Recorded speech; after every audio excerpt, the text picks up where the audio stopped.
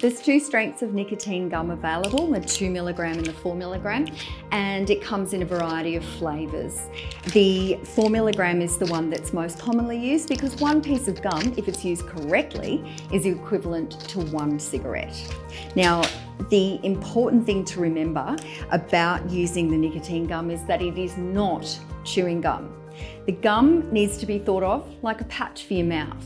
So the nicotine goes into the mouth, is held in the gum, and then it escapes and absorbs through the lining of the mouth up to the brain where it relieves the cravings.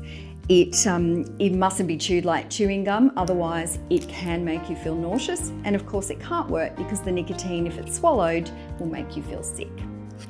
To use the nicotine gum properly, we need to use a particular method called the park and chew method. So the piece of gum is put into the mouth, chewed until a peppery, hot or tingly taste starts to happen, and that's the nicotine that you can taste and it's started to be released. Then with that, the nicotine is then flattened in the teeth and then placed up between the upper gum and the cheek, and that then allows the nicotine to absorb through the lining of the mouth and get up to the brain through the bloodstream.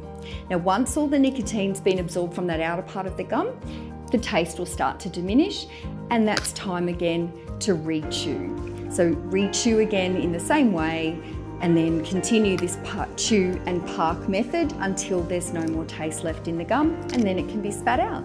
At any stage, once you feel that your craving is relieved, you can spit the gum out anyway. Now, normally it takes anywhere from 15 to 30 minutes to get the nicotine from the gum into a dose that's going to help relieve cravings. So it's really important that you use these products regularly, and particularly if you know that there's going to be a situation that's going to trigger a cigarette, then use it about 20 minutes beforehand to make sure that you've got some nicotine on board.